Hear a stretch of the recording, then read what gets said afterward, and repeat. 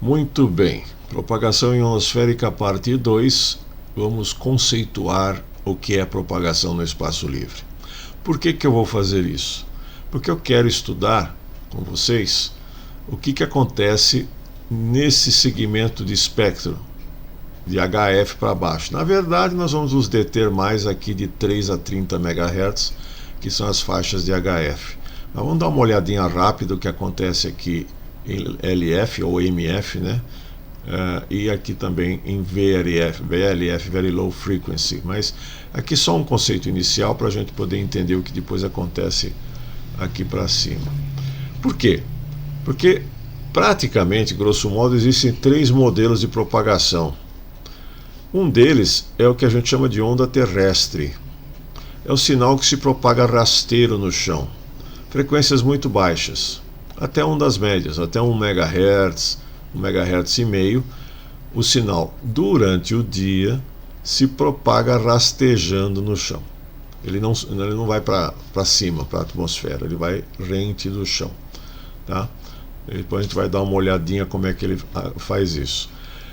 Existe a propagação em frequências altas, que a gente chama de onda direta ou praticamente linha divisada. Nós vamos ver, esse é outro capítulo, tá? Que é a propagação em VHF, UHF, SHF. Aqui tem um exemplo, um único exemplo de propagação terra-ar entre aeronaves e controle do solo. É uma propagação em linha direta, né? O que nos interessa, e nós vamos nos deter, é essa propagação que vai até lá na ionosfera, reflete ou refrata. O pessoal fala que ela reflete na ionosfera. É um conceito que não está correto. Ela refrata na ionosfera e depois ela desce de volta, promovendo aqueles contatos de longa distância que a gente gosta de fazer o nosso DX, né? Ok, apresento-lhes a onda eletromagnética. Ela leva o nome de onda eletromagnética porque ela tem campo elétrico e campo magnético caminhando juntos, eles não andam separados. Onde tem um campo elétrico, tem um campo magnético. Primeira questão. Segunda questão, os dois são ortogonais entre si, tem 90 graus aqui. Então, se você olhar o campo elétrico, ele está num sentido, aqui está na horizontal, mas é só um exemplo, e o campo magnético está na vertical. E eles estão oscilando, aumenta a amplitude aqui para a direita, por exemplo, o campo elétrico, ele diminui, depois ele vem ao contrário, ele fica oscilando, e essa é a frequência que eu estou usando para transmitir o sinal, tá? Isso forma um plano que a gente chama de frente de onda. Esse plano aqui, ortogonal também de novo, 90 graus ao sentido de propagação. Então o sinal está se propagando nesse sentido X, campo elétrico e campo magnético ortogonais entre si. Isso forma um plano do campo eletromagnético, que é o plano de propagação, a frente de onda, tá? Ok. Esse tipo de onda é chamada de onda transversa eletromagnética, TEM, porque tem campo elétrico e tem campo magnético. Existe um sinal que tem só o campo elétrico? Sim, quando ele está dentro de um meio propagante confinado, por exemplo, um cabo. No cabo coaxial tem os dois também, tá? Num guia de onda, dependendo do dimensionamento do guia de onda, você pode ter campo magnético só, ou campo elétrico só. Existem condições especiais, não é o nosso caso. No nosso caso, sempre tem campo elétrico e magnético, e tem um detalhe. Se ele saiu da antena há algum tempo e está se propagando dentro do espaço, pode ser no nosso ar ou pode ser no espaço livre lá fora, e você medir o tamanho do campo magnético, se a gente pudesse medir o campo magnético e o campo elétrico, a relação deles é de 377. 377 ohms é a impedância do espaço livre. Então, o campo elétrico tem um tamanho 377 vezes maior do que o campo magnético. Isso dá para provar fisicamente esse número. É a relação de amplitude entre os dois campos quando a onda TM está se propagando no espaço livre. Aí como é que eu faço isso acontecer? Como é que a antena faz? Por exemplo, eu estou chegando com um cabo coaxial de 50 ohms na antena, e a antena vai radiar e vai encontrar um meio de 377 ohms lá de fora. Ok, depois a gente fala disso lá nas antenas. Mas são curiosidades a respeito do campo eletromagnético, tá? Normalmente o campo elétrico está alinhado ao elemento metálico da antena. Então, se você tem uma antena vertical, que tem um elemento vertical né, de radiação, o campo elétrico sai daqui alinhado com seu elemento onde circula a corrente. E porque circula a corrente, o campo magnético ele circula em torno desse elemento, ele sai enrolado aqui, né? Então o campo magnético sai em pezinho, por exemplo, vai indo, e o campo magnético sai enrolado, e conforme ele vai se afastando, ele vai se desenrolando até formar essa onda transversa eletromagnética plana. E quando ele não está nessa situação, quer dizer, ele está saindo da antena até ele se desenrolar e ficar uma onda plana, a gente chama esse espaço da antena até esse ponto de campo próximo. Nessa região, as condições não são condições normais de radiação da antena, ela está no campo próximo, está numa situação de transição. Mas vamos em frente. Não estamos falando de antena aqui ainda, depois a gente fala de antena outra hora. Por falar em antena, se vocês quiserem comprar uma antena especial, eu estou vendendo uma antena isotrópica. Essa antena não existe. A antena isotrópica é uma antena teórica, é um modelo teórico muito importante para a gente poder fazer conta, né? E ela é um elemento pontual, vocês estão vendo um pontinho preto aí, é um elemento pontual, com dimensão nula, não é que é muito pequeno, ele é zero, por isso que ele não existe, né? Tem uma dimensão nula. Por que ele tem que ter dimensão nula? Para que o tamanho físico dessa antena hipotética não interfira na radiação, porque a radiação da antena isotrópica, ela é isotrópica, ela irradia uniformemente em todas as dimensões, como se fosse uma esfera se expandindo. Então a frente de onda do sinal da onda eletromagnética ao sair de uma antena isotrópica, ela não tem preferência de direção, ela sai como se fosse uma esfera, uma bola de sabão, sabe aquela bola de sabão quando cresce assim? Ela vai se expandindo e vai se propagando uniformemente em todas as direções. E por fazer isso, por ela não ter nenhuma preferência de direção, a gente considera que ela tem então o ganho unitário. E, portanto, o ganho em dB é zero. Ela não tem ganho nenhum, ela tem ganho unitário, ela multiplica o sinal por 1, quer dizer, não multiplica por nada, e o ganho em dBs, em decibéis, é zero. Essa antena isotrópica ela é muito utilizada para a gente para fazer o cálculo de enlace, por exemplo. Eu faço toda a matemática do enlace, calculo o sinal de transmissão, o sinal de recepção, usando duas antenas isotrópicas, eu sei qual é a atenuação do enlace, para eu não ter que considerar ou descontar o ganho e a diretividade das antenas que eu estou utilizando. Então o enlace é sempre calculado com antenas isotrópicas. E quando eu coloco a antena no enlace para direcionar o sinal, dar um ganho, melhorar o enlace, tal coisa, essa antena vai ter um ganho em decibéis sobre a isotrópica. Quanto que eu estou ganhando em cima do sinal em cima da isotrópica. Isso é antena, vamos ver depois. Mas eu preciso da isotrópica aqui para fazer um cálculo da propagação no espaço livre. Como é que a gente faz esse cálculo de propagação no espaço livre? Considera então uma antena isotrópica, considera uma distância d a partir dessa antena isotrópica. Eu quero saber qual é o sinal, eu vou saber qual é a potência que a antena isotrópica está transmitindo, é uma potência WR qualquer. Quanto que vai chegar depois de uma distância d, que nesse caso é o raio dessa esfera hipotética que está se expandindo, né? O sinal está se propagando, a frente de onda está se propagando de forma esférica. Então, qual é o sinal aqui a uma distância d do ponto de transmissão? Eu quero saber qual é a potência, a densidade de potência que tem aqui. Tá?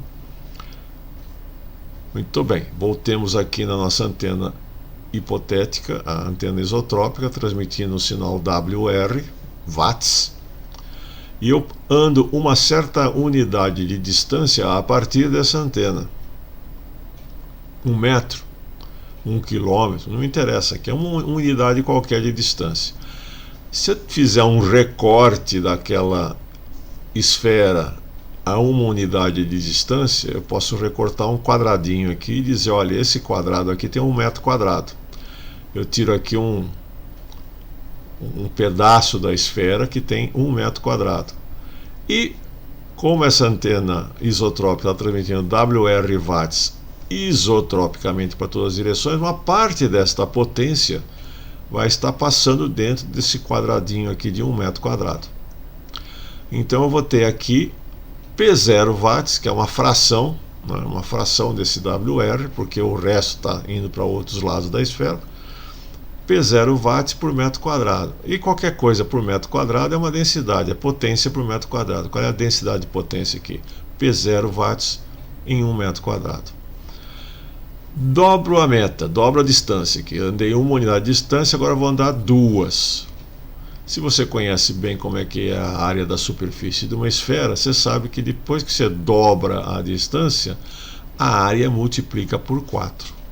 Porque a área da esfera é π vezes o diâmetro ao quadrado. Π vezes o diâmetro ao quadrado.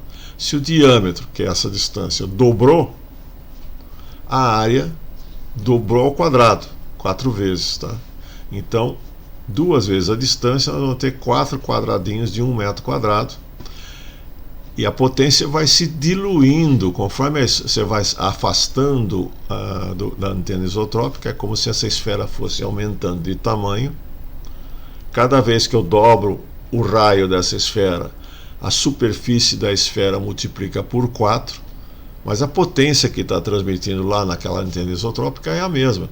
Então a densidade é dividida por 4, diminui de 4 vezes. Então a gente consegue escrever essa equaçãozinha aqui, que é a densidade de potência a uma distância d, né, a partir de uma potência transmitida WR, o 4πd quadrado, aqui diz respeito à área da esfera. Isso vai dar em watts por metro quadrado. Ok? Então, legal, eu sei qual é a densidade de potência conforme eu vou me afastando. Tá.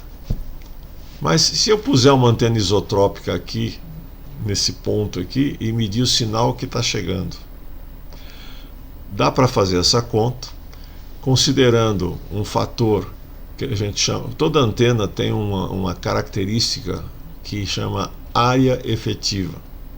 Independente da física da antena, da geometria, se ela é uma parabólica, a gente entende um pouco melhor o que é a área efetiva. É a área da parábola por onde está sendo captado o sinal, né? Imagina uma antena parabólica, é mais ou menos, não é exatamente, mas aquela área frontal da parábola é a área em que ela está captando o sinal, que ela consegue captar o sinal. Fora daquela área ela não consegue captar. Isso é a área efetiva. Na verdade vai ser um pouco menor, por causa de algumas perdas. Agora, e se for um dipolo, um pedaço de fio fininho? Qual é a área efetiva do dipolo? Não é a área do fio. Existe uma conta que a gente faz, que você pode caracterizar um dipolo e conhecer dele qual é a sua área efetiva. No caso da antena isotrópica também. A antena isotrópica tem uma área efetiva calculável. É bem complicado fazer essa conta. Não vou fazer. E como ela é isotrópica, ela não tem tamanho, dá para imaginar o seguinte: se eu tiver uma frequência muito baixa, com um comprimento de onda muito grande, ela vai ter uma área efetiva para receber esse sinal. E se eu tiver lá em micro-ondas, com uma frequência muito alta, com um comprimento de onda muito pequeno, ela vai ter outra área efetiva para receber esse sinal. Então a área efetiva das antenas, ela é função da frequência de trabalho. Não vou calcular a área efetiva, mas, de novo, já falamos de área da esfera, lembrou lá do colegial? Colegial nada, do fundamental, né? Mas do colegial você vai lembrar do logaritmo. Você nunca entendeu bem para que servia o logaritmo. Serve para a gente calcular os dBs, porque o dB é uma escala logarítmica. Então, se eu aplicar aqui nessa equação logaritmo dos dois lados, eu consigo transformar isso daqui nesta relação aqui, colocando a área efetiva da isotrópica dentro desse modelamento, que eu não vou fazer tudo isso, tá? E daí eu fico sabendo aqui o seguinte: olha, a perda aqui é de perda, path loss, perda de percurso, em dBs, em decibéis, vai dar 32,44 mais 20 vezes o log da distância em quilômetros, mais 20 vezes o log da frequência em megahertz. Aqui já está tudo arrumadinho para a gente poder trabalhar. A equação original é dada em metros e a frequência em hertz. Só que eu não vou trabalhar em metros e nem em hertz quando eu vou fazer um enlace. Eu quero trabalhar em quilômetros e megahertz. Então, esses fatores de escala são colocados nesse 32,44 aqui, está tudo embutido aqui dentro, tá? Essa equação chama fórmula de Friis, e foi um cara chamado Harald Trapp Friis, é um dinamarquês naturalizado americano, trabalhou lá, que ele escreveu um paper, modelou isso aí há muito tempo atrás. Ele morreu em 76, não foi por causa da radiofrequência, só para vocês terem uma ideia da época em que isso aconteceu. Morreu velho e nos presenteou com esta equação. E aí chegamos onde eu queria. Esta é a equação da atenuação no espaço livre. Para concluir, quero deixar esse conceito com vocês. Qualquer sinal, se estivesse propagando lá no espaço livre de verdade, lá no espaço sideral, lá depois da órbita da Lua, sem nada em volta, ele tem aquilo que eu chamo de dispersão esférica. Acho que o termo está correto. O sinal vai se dissipando esfericamente, ele vai se diluindo esfericamente conforme ele vai se distanciando da fonte. É a mesma coisa uma lâmpada. Se você olhar para uma lâmpada acesa aqui na tua cara, ela tem uma luminosidade muito forte. Conforme você afasta essa lâmpada, ela vai amarelando, ela vai perdendo o brilho para você até que você não enxerga ela mais. Porque você tem uma área efetiva da sua visão que vai pegar uma parte da luz que aquela lâmpada está radiando. Se ela estiver aqui perto, você tem uma grande densidade luminosa dentro do teu olho. Se ela se afastar, uma baixa densidade. Bom, então esta é a atenuação por causa dessa dispersão esférica. Isso acontece realmente no espaço livre. Não dá para ter uma atenuação menor do que essa. Lá na propagação em VHF ou HF micro-ondas, a gente vai falar um pouco sobre difração, e daí você vai ver que o enlace pode ter uma atenuação menor do que a do espaço livre, mas por causa do chão, por causa do solo, por causa do relevo, tá? Mas se você tiver uma antena vendo a outra, sem o efeito do chão, esse é a menor perda que você consegue trabalhar. É daqui para cima. Para concluir, então, a gente acaba sabendo que a atenuação entre dois pontos, que é o efeito de propagação que eu estou querendo dimensionar, né? Como é que a propagação está? Eu quero saber qual é a atenuação entre a transmissão e a recepção. Ela começa com a atenuação no espaço livre, mas, além disso, existem vários outros efeitos ou defeitos, como absorção na umidade do ar, nas partículas, nas hidroxilas, né, nas moléculas de água que estão em suspensão, no particulado de poeira, de fumaça, a gente tem tudo isso aí, isso tem uma certa absorção, refração, difração e espalhamento. Você soma todos esses efeitos que acontecem sobre o sinal, além da reflexão que eu esqueci, e soma tudo isso e dá uma atenuação total. Começa com a atenuação no espaço livre e vai colocando outros efeitos de propagação em cima. E daí o sinal que chega no nosso receptor sobreviveu a todos esses percalços de propagação. Nós vamos nos deter só em dois aqui por enquanto, os outros dizem respeito à propagação lá em VHF ou HF para cima, depois a gente volta neles, tá?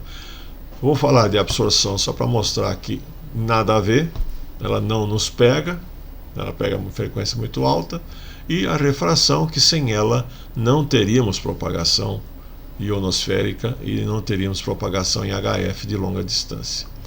Para livrar a absorção aqui, mostrar para vocês, tem uma curva aqui da ITUR, a International Telecommunication Union, União Internacional de Telecomunicações para a Radiocomunicação, que mostra qual é a curva de absorção em dBs por quilômetro para um sinal de 1 GHz, 10 GHz, 100 GHz e 350 GHz.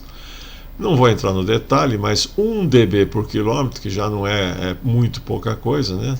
Uma absorção de 1 dB, uma perda adicional de 1 dB por quilômetro, ele vai acontecer lá para cima, né? Lá em 50 GHz, mais ou menos, aqui, ó. 50 GHz. E ele é causado pelo particulado em suspensão, que diz respeito a essa curva vermelha, que é de ar seco e, portanto, é do particulado em suspensão. A água, que é essa curva azul aqui, tem um pico de absorção aqui em torno de 20 e poucos, 22 GHz. Nós estamos aqui embaixo, muito abaixo de 1 GHz, e, portanto, a atenuação é muito menor que 5 milésimos de dBs, tá? Aqui é 1 milésimo, 2 milésimos, 5 milésimos de dB, 0,005 ou menos aqui para as frequências mais baixas. Então, tiro a absorção. Os outros efeitos vão acontecer nas frequências mais altas, acima de 100 MHz, e nós vamos ficar só com a refração aqui em HF. Até já na parte número 3.